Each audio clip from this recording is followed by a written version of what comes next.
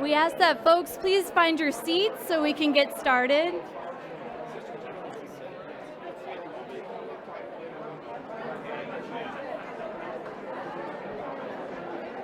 Please make your way to your seats, and we'll get started in just a moment, please.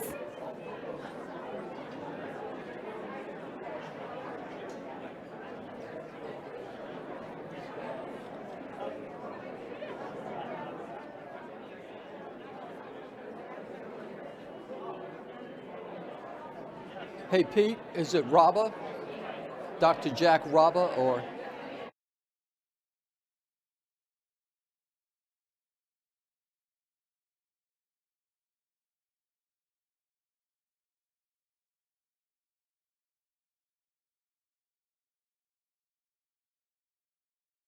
going to get started.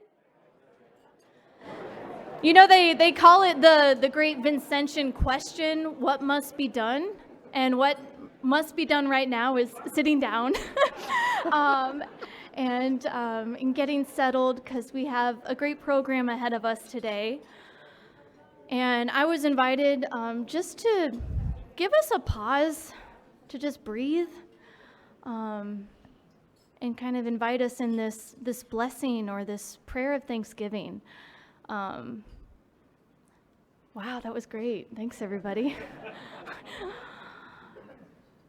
So we know we didn't gather like this a year ago. It was different. A lot of things looked different a year ago. And so as we sit at table once again in person, and shortly, folks joining us online, I invite us just to pause, maybe close your eyes, and just give thanks. Just breathe in gratitude. Gratitude that we got up this morning. I know it's kind of dark in the morning, but we still got up. And for whatever reason, we find ourselves together in this room. Folks from all over the city. Whatever tie you might have with Marillac St. Vincent, we're grateful that you're here. Grateful to share in this time with one another. And so we ask God's blessing upon us as we enter into this time in this space, as we celebrate the many works of Marillac St. Vincent. But more importantly, we just give thanks for the opportunity to be able to do it every day. And so as we breathe in once more, we say, thank you, God. Thank you for this day. And may your blessing and your presence be upon us as we pray. Amen. Amen.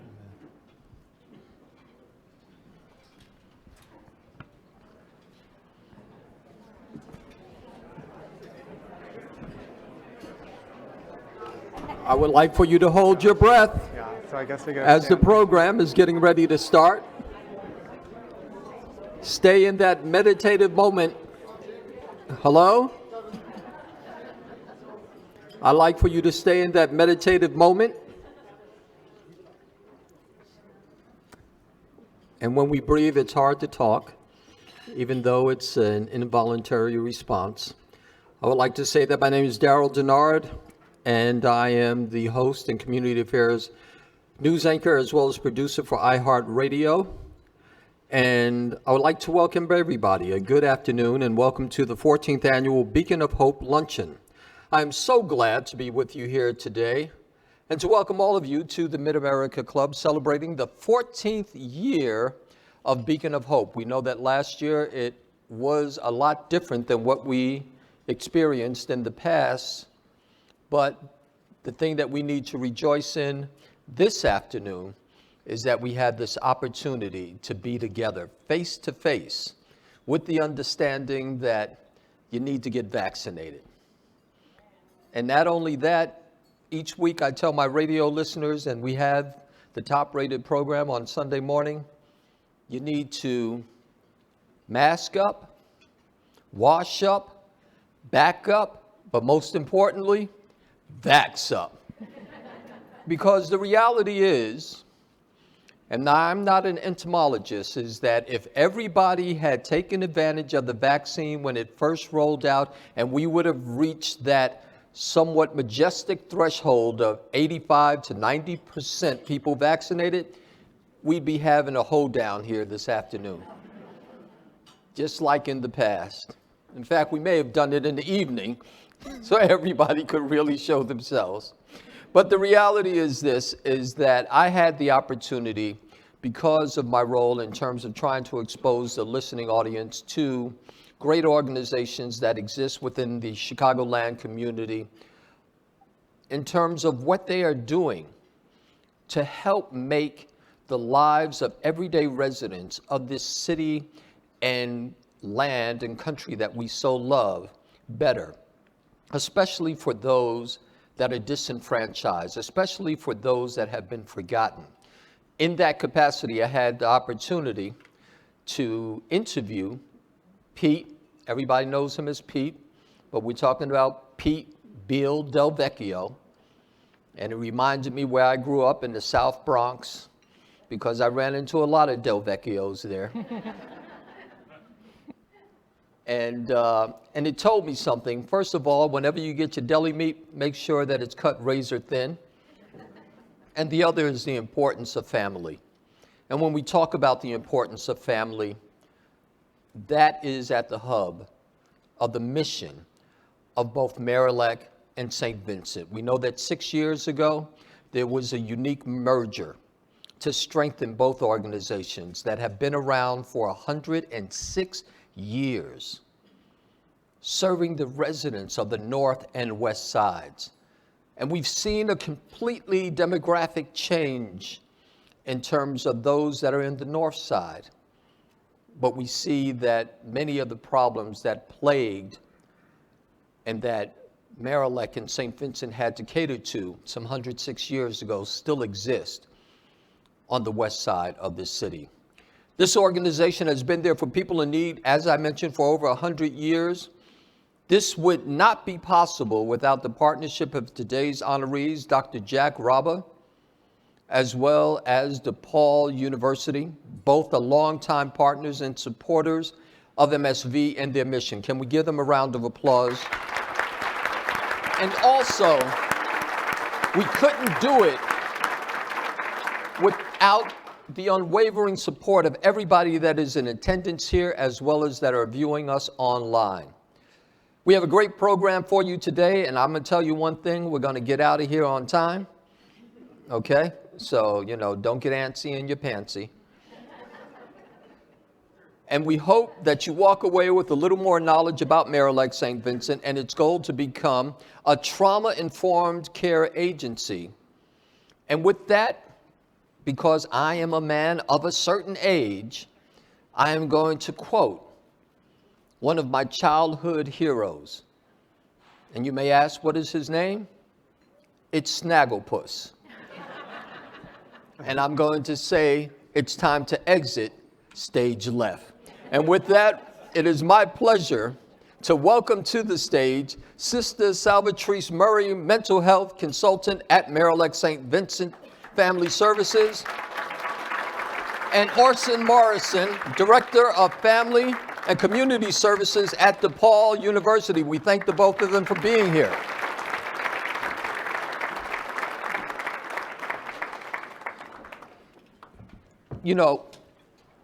As we sit here, and the only thing between us talking and the people that are probably eating before they should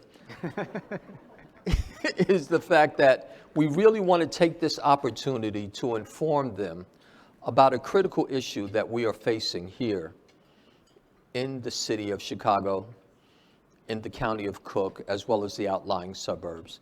And that, of course, is trauma. Each week on my show, I deal with trauma.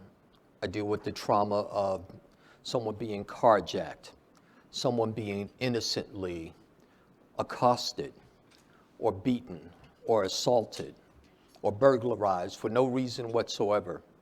I deal with the trauma of innocent young people that are the victims of drive-by shootings.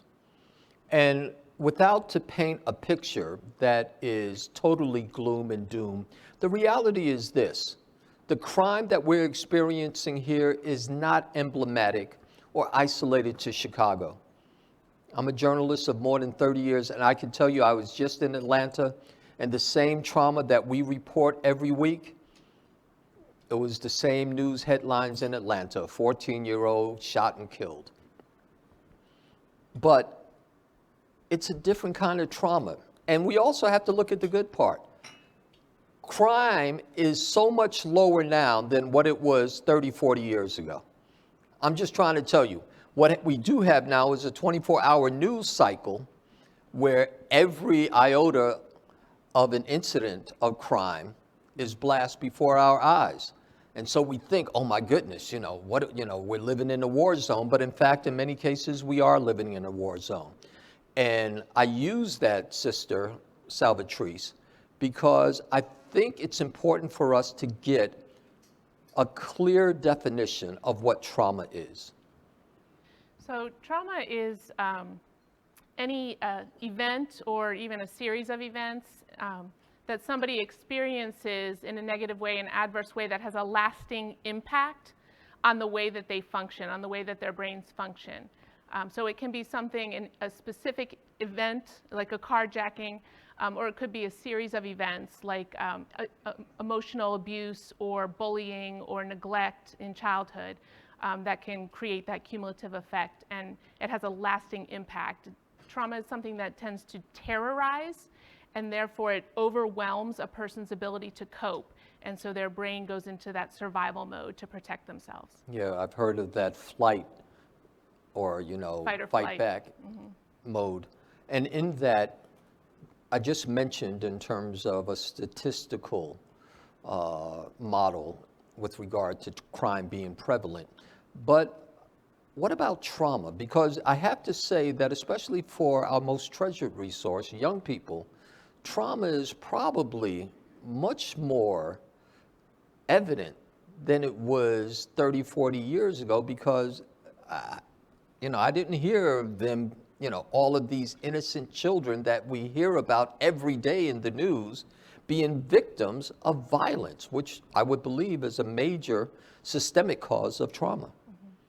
Yes, trauma is extremely common, and as you're referring to it as well, the exposure to trauma creates a secondary effect. So even if you're not necessarily the victim, that constant exposure to that trauma can also have an effect on a person. But with direct trauma, it's incredibly common that research has shown that over 90% of American adults report having been exposed to at least one trauma in their lifetime. And about 35% of children have experienced 4 or more adverse childhood experiences that can create trauma. So it's a significant amount of trauma walking around. Orson, how exactly do these traumas play themselves out in a person's life, whether they're young or they're old? Absolutely. We see that trauma impacts pretty much every system in our psychology, in our biology, and so you can see the lasting impacts in a variety of different ways. There was a large-scale study called the Adverse Childhood Experiences Study, which Sister Salvatrice kind of mentioned just a minute ago, but the long-term outcomes, so they followed about 17,000 individuals who had been exposed to various forms of adverse childhood experiences, and we saw long-term physical health outcomes, so developing cardiovascular disease. Cardiovascular disease as a result of trauma? Absolutely. Psychological symptoms such as mental health conditions, anxiety, depression, behavioral symptoms, interpersonal symptoms. So the list goes on in terms of the very deep impact that trauma has over the course of a lifetime if there's no intervention. So you mentioned some of the forms of trauma, okay? From a diagnostic as well as treatment perspective, how are they categorized? Because many people here may be witness to trauma, but they don't know the accurate definition to say, hey, I think this person may be suffering, and treatment for that trauma they're going through is something that I can at least refer them to a resource like Marillac St. Vincent or any of the other resources that we have out there. So I think we need to be able to, if we were to categorize these traumas, you kind of touched on it earlier, Sister Salvatore, in terms of, you know, whether it's childhood, what are they? Sure, it's very, I mean, it's a very broad area. As Sister Salvatrice mentioned, I mean, it can happen on an individual level, trauma,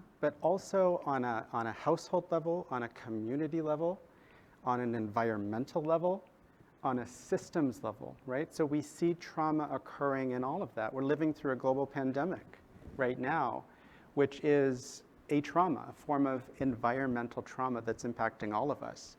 And there's some disproportionality there in terms of certain populations may be impacted at a higher level, but we are all experiencing it. So it really is a very broad concept, which makes it harder for us to know, you know, when to intervene, how to intervene. But I think looking at the behavioral changes that can occur, the interpersonal conflicts that can come up when somebody's experiencing trauma.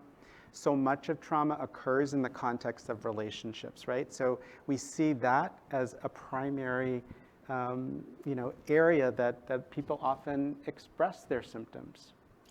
And it's interesting because you mentioned the trauma that was created as a cause of the pandemic that we're experiencing. But the reality is that Marillac and St. Vincent definitely was around 106 years ago. And guess what? We had the Spanish flu at that time. And erroneously called the Spanish flu because it really didn't emanate, you know, just in Spain. But that's what its name was. And 100 years ago, I'm sure that people were going crazy trying to deal with this, seeing their friends and loved ones die. And so I say that as an agency in terms of Marillac St. Vincent, you are on a mission right now to adopt a practice of trauma-informed care. What exactly is that? Define it for us, and what does it look like? Sure. So trauma-informed care is like a universal precautions approach to the way we interact with people. If you can imagine going to your doctor's office and your doctor goes from one exam room to the next and goes right into the exam without washing his hands, this would be a serious red flag for you. Something's not right. This is not safe. This is not healthy, because we have grown in our understanding about germs and what they do and how they can treat. But there was a time not that long ago, it was the late 19th century, when the practice of washing hands when dealing with patients became common. And trauma-informed care is a similar kind of thing. We didn't understand about germs that well before. Now we understand. Now we have this universally accepted practice that goes from the extreme scrubbing in before surgery to make sure every single possible precaution is taken, to increasing everyday people increasing washing our hands not to spread the coronavirus, right? So there's all kinds of levels, but it's the same concept. Trauma-informed care, now we know much more about how trauma works on the brain. We want to be able to have that same sort of universal precautions approach in how we interact with people, so that we're not accidentally doing harm or spreading the kind of communication or interaction that could do damage to somebody. One word comes to mind here: sensitivity. Yes. Mm-hmm. Is that really what it's about? Yes, and I think understanding... Knowledgeable sensitivity, though. Right, being able to recognize the signs. So we know a lot more than we did before. And so one of the things at Marillac St. Vincent that we're doing is we're making sure that 100% of our staff have at least taken the Trauma 101 training, so that they can understand what is trauma, what are the effects of trauma, and then what are some of the basic de-escalation skills that you can use if you notice those signs of trauma in somebody that you're interacting with. What exactly happens if these traumas that people are experiencing go unresolved or untreated? Well, like I was alluding to earlier, the impacts can be really long-lasting in terms of chronic physical and mental health conditions. It can impact the quality of our relationships. It can impact how well we perform at work or in school. It can really have a long-lasting, profound impact. Indeed. So what is the bottom line here? I always try to get to that on my show, and I'm going to give you guys each 30 seconds to do so, because you have a very, very well-informed audience here, but more importantly, an audience that is dedicated to making sure that this trauma-informed care is something that is practiced at Marillac St. Vincent, and they're here to support that. The bottom line is what we're doing right now. It's becoming educated about trauma and how it affects people, and then making the changes in our policy, in our interactions with people, in the way that we set up our buildings for safety so that we can reduce trauma triggers and help to be healing rather than hurting.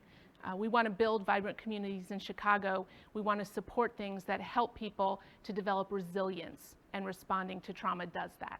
And if there's a personal plea, Orson, to all of these distinguished participants here? Right. Well, I think what we're really talking about is a public health approach, right?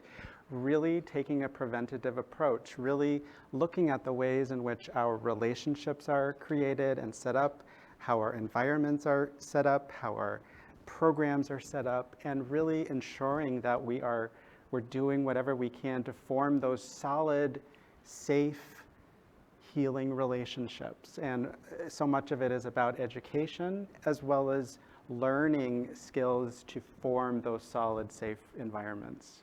Well, everybody here, when it comes to trauma, you can't say that you don't know, because now you know.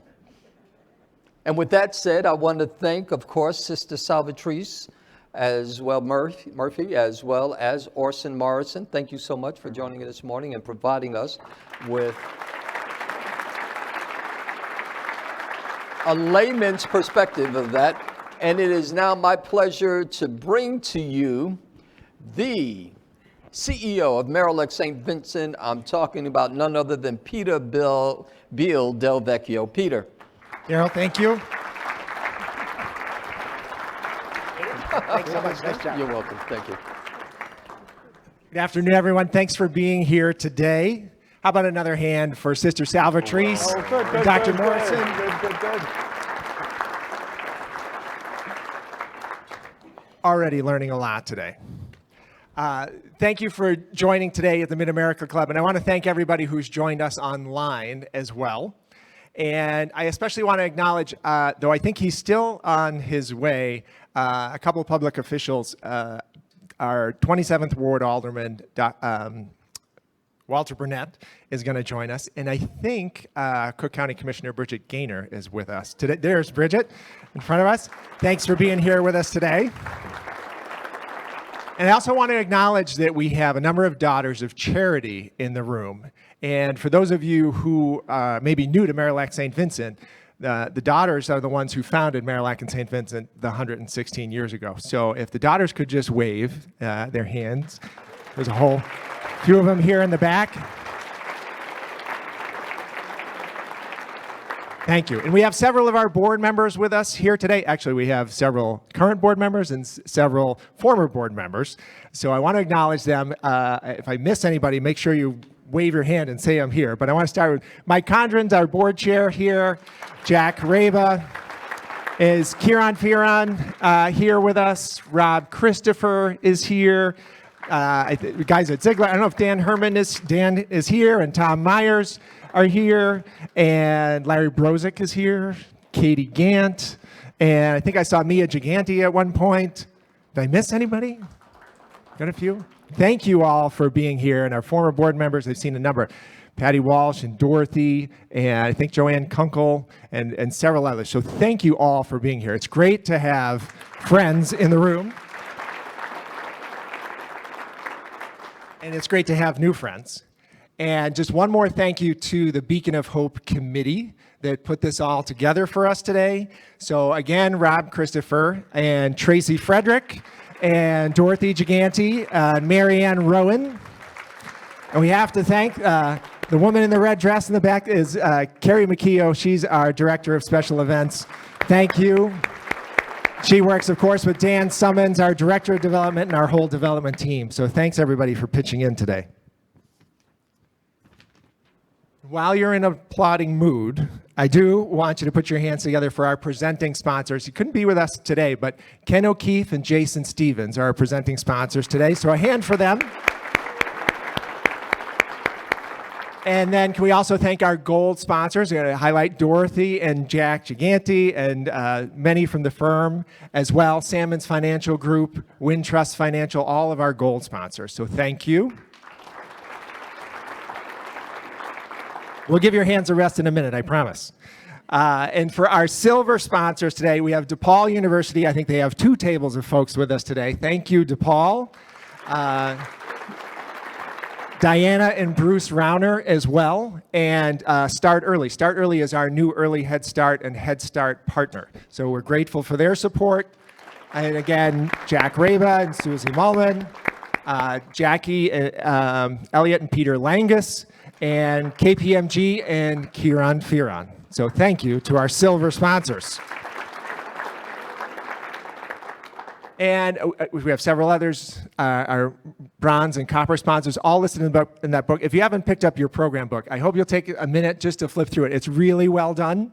And take it with you, share it with friends tonight. There is just some great pictures in there, but it's a little bit more background about us and everybody who supported to make today happen.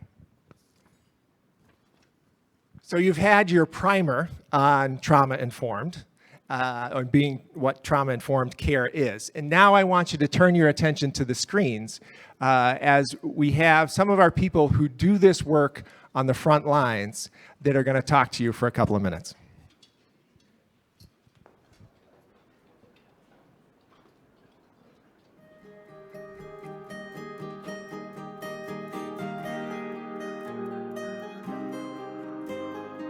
Trauma is scary, lonely, uncertain, isolating.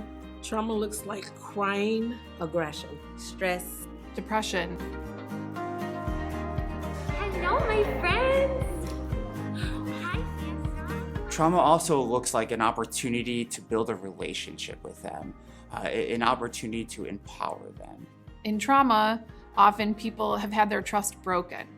And so we have to create that trusting relationship. Once I recognized the signs of trauma through my trainings, the trauma-informed training, I love that I'm able to empower them, to let them know that there is hope to get out of your situation. Just providing them with the necessary resources. I love it.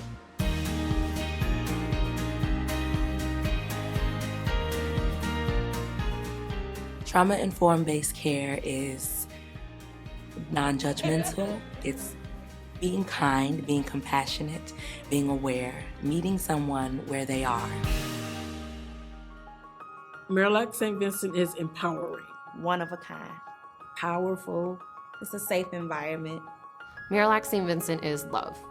It's families that love each other, teachers that love their students, just everyone cares. Especially our staff. Being trauma-informed is not only looking at the dark side of trauma. There's a light that comes out of experiencing something difficult, and so many things that our staff face with a strength and resilience and a grace that always amazes me and inspires me. Something that sets Marillac St. Vincent Family Services apart is we're not just teachers, but we are nurses, we are doctors, we are moms, we are educators. We do it all. We're their parents away from their parents, so it's all about partnership. Our families at Marillac St. Vincent are strong, caring, friendly, open. I love these families and these kids so much. They genuinely mean the world to me. The families that I work with, they've been through a lot, but they're still trusting us. They're still doing all that they can. I see love all around Marillac, from the teachers to the CEO to the sisters. We're a family. We have to have the hope. I'm here to show that there are resources and that there are people that can be in their corner. Marillac St. Vincent is here to provide an environment where people are treated with respect and dignity and with worth. Simple as that. You can't let trauma define you, and our families don't do that. We're their hope. You can still have it all, and don't let anyone tell you different.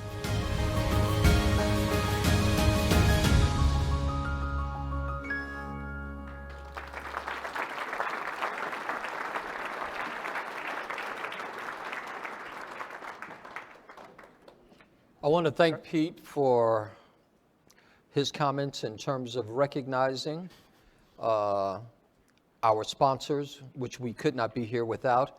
And at this particular time, we ask that Maureen Halligan comes forward to present a very special award. Maureen? Actually, got to interrupt you, Darryl. We're going to do one more thing first before we have Maureen come up. Sorry, Maureen. Paddle. Yes, we're gonna raise some money. But first, I just want to thank you. I've watched that video probably 8 times now in the last week, and every time I'm just like, I get to work with these people every day. Their passion for our mission and for the people that we serve is just incredible. I get to go to work. That's my day every day. I hope it's that way for all of you, but I think it's pretty special and fantastic. And now you get the chance to join our staff in making this all happen. And it's not doing for, but it's really doing with the people that we serve. And when we say empowerment, it's not us giving power. It's unleashing that power that's in everybody who walks through our doors. And just like it was said in the video, it's seeing the strength, the resilience, the grace that they come with. It's about building relationship. It's about building trust with each other. And it's showing them respect and dignity. And I love how she said it, showing them worth. You're worth it. That's what it's all about. That's what it means to be trauma-informed. And that's what we're trying to do every day to build a brighter future for our city. So I want you all to find these cards on your table, Building a Brighter Future. Go ahead, pick one up. It should be right in front. Everyone should have one. If you don't, we'll get you one. Go ahead and wave it around. So, and if you're online, I want you to find the donate button on your screen. You don't have to click it yet, but maybe just hover your mouse around that donate button. And if you're in the room, you're going to have the option to either fill out this card, or you'll see there's a QR code on the back. If you want to use your phone and scan, you can make a donation that way. And we have a number of people with orange lanyards on, staff who are in the room here, who can help you. So like if you have trouble adding zeros to a number, they're really good at doing that. And they can help you, or they can find that key on your phone for you. So over the next 5 minutes, I'm going to go through a few different slides. I'm going to show you a little bit about what your support can do for Marillac St. Vincent and how we would use your donation. And some will talk about trauma-informed. Some of it's going to refer to the other programs. You got to see glimpses of it in the video. Early childhood education, that's our 6 weeks to 4 years old. And then our youth services, which is all our grade school kids, and our pregnant and parenting teenager program. And then community outreach, which is our food pantries, our home visiting to seniors, crisis intervention. There's a whole myriad of things we do in community outreach. So take a look, hold up your card. When you see the level that you want to contribute at, just wave your card, and we want to acknowledge you. So with that, we're going to start off at the $5,000 level. So we've talked a lot about trauma-informed. To train all 200 of our staff, this whole program costs about $60,000. And so I'm wondering if there's anybody out here who could help us with 1 month of training? That would be $5,000. Is there anybody who can help us put the materials in the hands of Dorothy? Thank you so much. Really appreciate that. No surprise there, Dorothy. You're always right on track with us. Is there anyone else who can join Dorothy at the $5,000 level?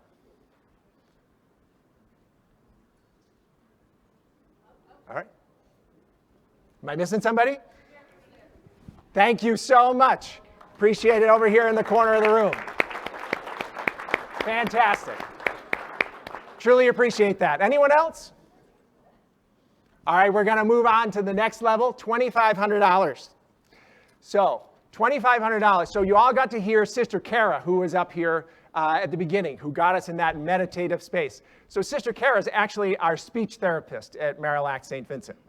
And she needs materials to do her work with kids. The other thing I want to highlight is that we've mentioned DePaul, and you're going to hear DePaul a few more times today.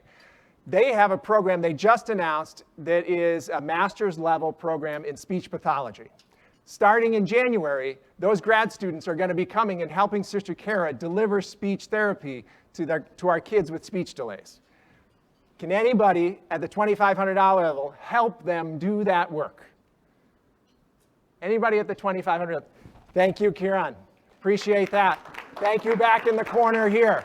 Thank you very much, Susie. Appreciate it. Thank you so much. Thank you very, very much.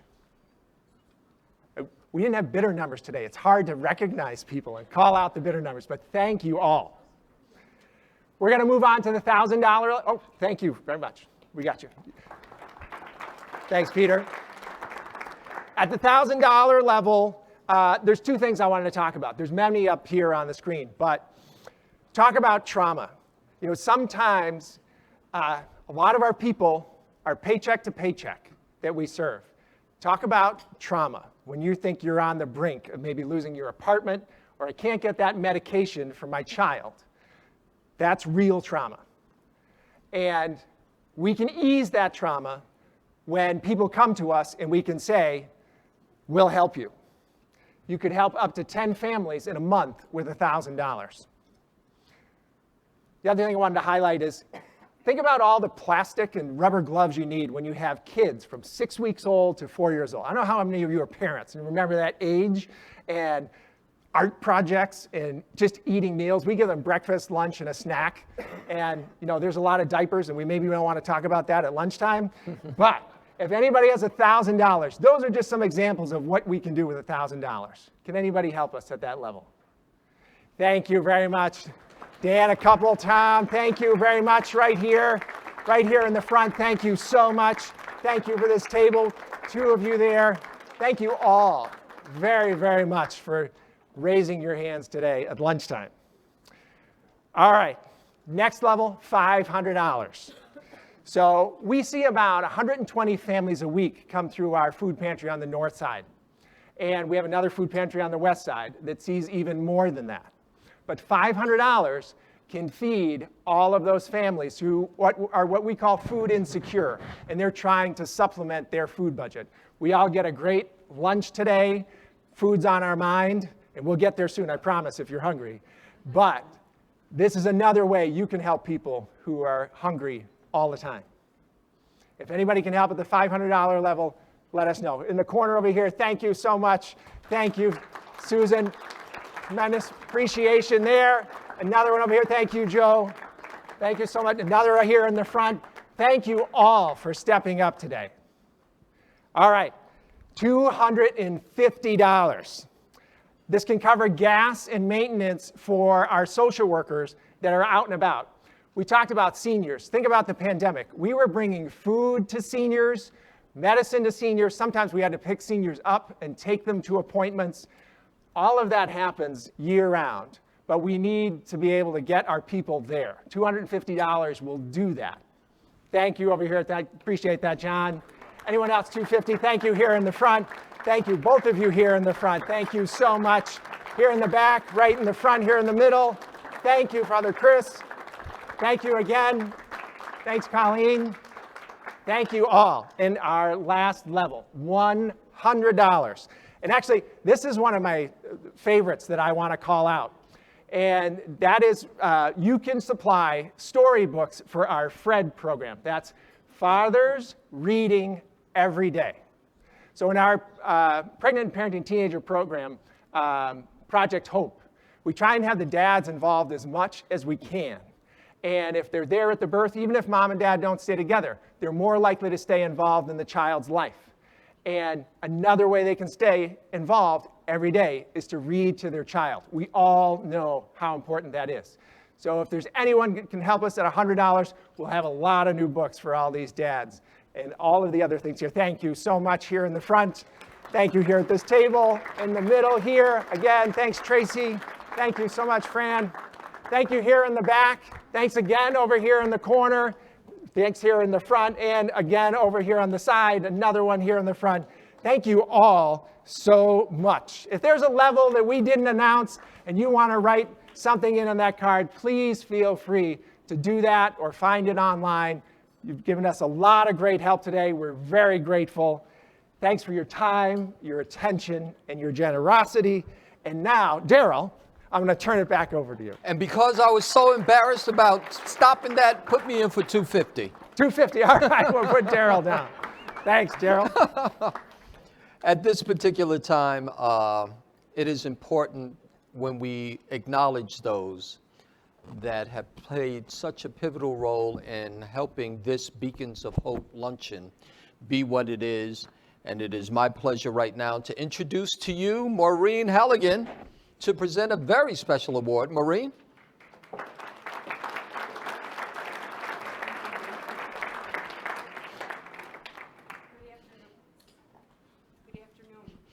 It's really wonderful to see so many people here supporting Marillac St. Vincent. But I am so honored today to present the 2021 Louise de Marillac Award to Dr. Jack Raba.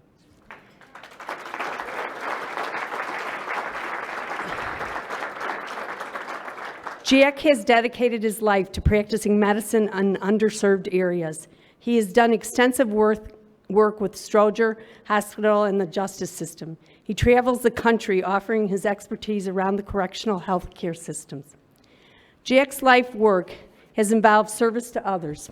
Today I want to highlight the amazing work that he has done for Marillac St. Vincent over the past 15 years. Jack is not only an active board member, but has also served as the co-chair of our Programs and Services Committee since its inception. I've had the privilege of working closely with Jack on so many program issues and special projects over the years.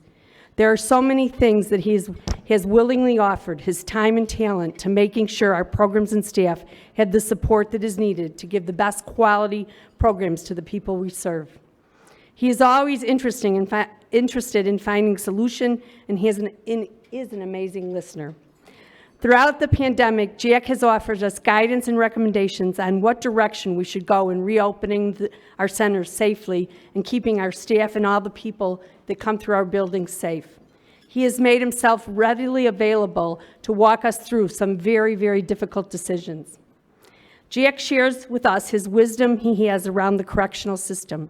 He was a strong supporter at Marillac St. Vincent as we implemented our youth counselor program 10 years ago. He understood the importance of us having prevention programs that will keep our youth safe and out of the correctional institutions. He was a strong voice and advocate for us to push our prevention programs forward. These are just a few of Jack's many attributes. We are all so grateful that he chose Marillac St. Vincent to support. Thank you, Jack, Susie, and your entire family. I cannot think of anyone more deserving to receive the Louise de Marillac Service Award.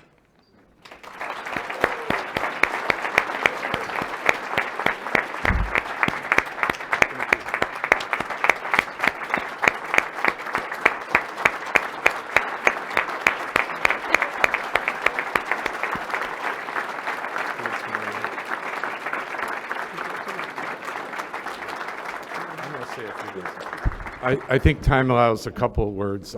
Thank you, Maureen. I'm honored. I think I'm more honored just because I'm allowed to be a member of the Marillac St. Vincent family. I have gained the utmost respect for the services they provide to communities in Chicago. Because the pandemic was discussed by Maureen, I'd like to say that I am so impressed with how Marillac addressed the pandemic and the needs to organize their care to make it extremely safe for children. But I'm most pleased and proud of them because 98% of the Marillac staff are now fully vaccinated, which is better. It's a tremendous accomplishment. It's truly protecting the children and family they serve, their own families, their neighbors, and themselves. I think we all owe them a major token and applause of gratitude, all the staff that are here who made the right choice to vaccinate themselves and get them vaccinated. So thank you for this award.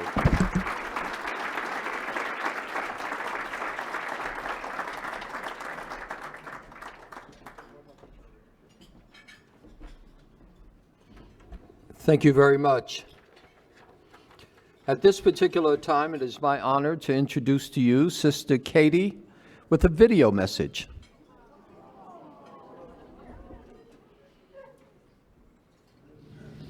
Good afternoon, everybody. I'm really happy to be with you, even though it's virtually. In the best of worlds, I'd be there in person, but unfortunately my day job demands that I be someplace else. So here I am to offer, first of all, my congratulations to Jack Raba. I think Jack and I have worked together on a number of projects and committees, and he's a wonderful guy, and it couldn't happen to a nicer person that he'd be honored here at the Beacon of Hope. And it is my pleasure to be able to introduce our next recipient, which would be DePaul University.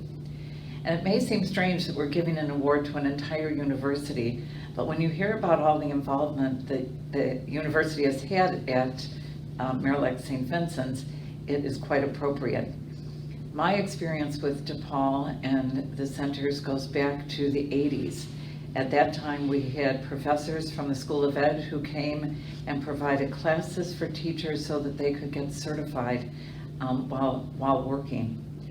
We also had, in addition to the teachers who came from the School of Ed, we had a long relationship with DePaul Mental Health. We had interns, we had students who came and did groups with our children. We made numerous referrals of parents and children, and we had in-services that were done by the staff of the mental health services. It's amazing to me the number of lives that have been touched through the work of DePaul University at Marillac St. Vincent's. It's everything from the arts to the more personal and upwards from that. In terms of the arts, Brother Mark has graced us with his talents. He and his students have provided murals within the centers as well as in the garage at St. Vincent's. If you've ever been down there, we're probably the only parking garage in the city that has an art exhibit at all times. We have also had the benefit of the law students who have come and worked with the students in Project Hope and various programs to explain to our children what it means to be a lawyer and how it might be something that they could aspire to, which is not something that most of the students we work with would have in mind. Miles Harvey did a marvelous project with his students in the English department when he had them interview people from across the city who had suffered because of violence. And that project became a book and then ultimately a play that was put on Steppenwolf. It was a way to get the story of our students, our families, the people that we work with every day out to a much wider community. For many years, the athletics department at DePaul has brought their student athletes over to the centers. They have made blankets for both centers. They have come and done workshops with the students. Our kids love to have the big kids come to play with them. So when those big old basketball players would walk in, you know, it was just like better than Christmas. So many thanks to Jeannie Poncetta and her staff who have orchestrated this for so many years. Early on, we had nurses, student nurses in the graduate program who came and did well-being checks and health fairs for students and, for parents and for staff at both agencies. It's hard to think of a department that we haven't connected with at DePaul over the last several years. We even had a student from MPS who did, as their project, they wrote our volunteer manual probably 20 years ago, which probably has been updated since then or is ready for another refresher. DePaul has been a wonderful partner, and probably one of the things I've enjoyed the most was watching the undergraduate students who came each week to tutor, to hang with the students in Hope Junior and after school programs. And I had the joy of being on the other end for a few years when I was working at DePaul, and I got to hear the students, the DePaul students, talk about how much they enjoyed going to Marillac St. Vincent's.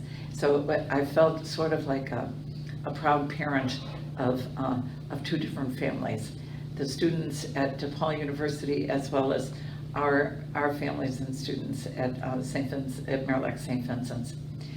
So DePaul not only has been a good neighbor, but they've been a wonderful partner, and they have shared their gifts and talents with us to the nth degree.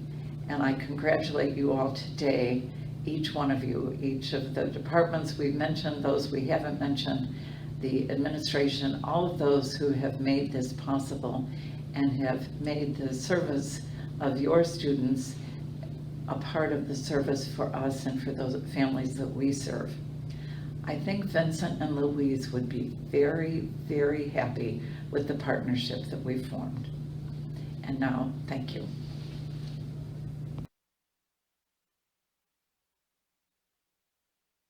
The Child Development Compliance Manager and recipient of the DePaul Scholarship to present the award to DePaul. At this time, I'm inviting Julie Ems to come to the podium.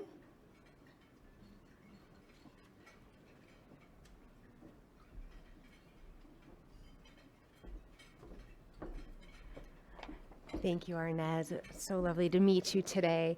And Sister Katie said a lot of what I was going to say, so I'm hoping I'm going to amplify that. On behalf of DePaul University, thank you, Marillac St. Vincent Family Services, for this tremendous honor. The Outstanding Community Partner Award is not about any one person. It is about the collective whole, the countless number of students, faculty, and staff from DePaul who have walked through your doors and given their time and talents for more than 20 years, many of whom are with us today. You all are beacons of hope. This recognition is in honor of your tireless efforts, where you have left your mark on the world to make a difference in the lives of so many who are served by Marillac St. Vincent. When our volunteers walk through your doors, whether it be down the street in Lincoln Park or on the west side, what happens is more than just an act of service. It is a transformative experience. Our DePaul community becomes part of your family. And because of this warmth, they want to come back time and time again. To bring alive a few of those experiences, I've collected a few quotes from students, faculty, and staff. The kind of service that comes straight from the heart is recently when our student athletes delivered much needed blankets to the children of Marillac House in St. Vincent de Paul Center. Roger Yu, who's here with us today, the children are so excited and smiling from ear to ear when they receive the blankets. Having our Blue Demons make and deliver the blankets is a critical piece of our athletics program because it shows them that they are truly making a difference and can brighten up someone's day with their service. Emily Becker, a DePaul alumnus and participant in the DePaul Volunteers Serving Youth, on how her experience at Marillac has shaped her. The community there couldn't be more different than where I grew up, and yet they made me feel like I was part of their family. The experience of spending my Friday afternoons there during my time at DePaul shaped the trajectory for everything that I have done afterward. I learned what radical acceptance looks like. I learned how powerful it is to create safe, loving, and nurturing spaces for children and teens. Most of all, I learned that we have more in common with one another than we have differences, regardless of where we grew up. Hope Roosevelt, a DePaul alumnus and participant in the HOPE program, higher objective to promote education. An impactful experience that I had at Marillac St. Vincent came in the fall of 2020, when we were beginning discussions on how we could transition service into a virtual setting. COVID certainly demanded quite a lot of flexibility from all of us, and I remember being so thrilled when we were able to find ways to work safely within precautions. What was particularly memorable for me was how open and excited everyone was to brainstorm and determine a solution that would be positive for everyone involved. It has truly demonstrated how we can be resilient and community together, a lesson that will undoubtedly stick with me. These are just a few of the examples of the impact the service work has had on our DePaul community. Our collective Vincentian spirit lives on, from today's panel discussion with faculty Orson Morrison to the everyday work at Marillac St. Vincent and Arnez Cooper. From the murals that decorate your halls to blankets being made by student athletes, to a demonstration classroom where DePaul students observe and grow as practitioners, to speech and language services where their first client originated from Sister Cara, to the many DePaul interns lending their talents to the staff at Marillac St. Vincent, countless service days, breaking bread together, and with more service initiatives underway like those with our new occupational therapy program. We embody the work of St. Vincent and Louise each day, walking together with your community to make this small corner of Chicago a better place, answering the call of what must be done, and building with our hands what our hearts want to see. Thank you.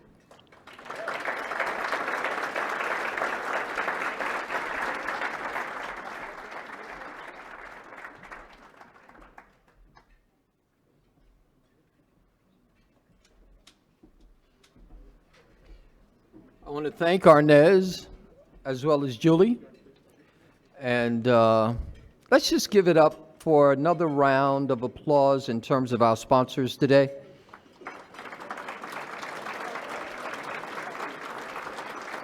This is going to conclude our virtual segment in terms of via online streaming. And we thank everybody that participated in this hybrid luncheon. As you get ready to enjoy your meal, I would like for all of the volunteers to come forward and to stand. If you have your card filled out, we just want to make sure that those cards do not get marked by the wonderful salad dressing or oil from the salad or the iced tea. So if you raise your hand if you're ready to give out those checks, because I know I'm paying by check and I don't want it to get smeared. And enjoy your lunch.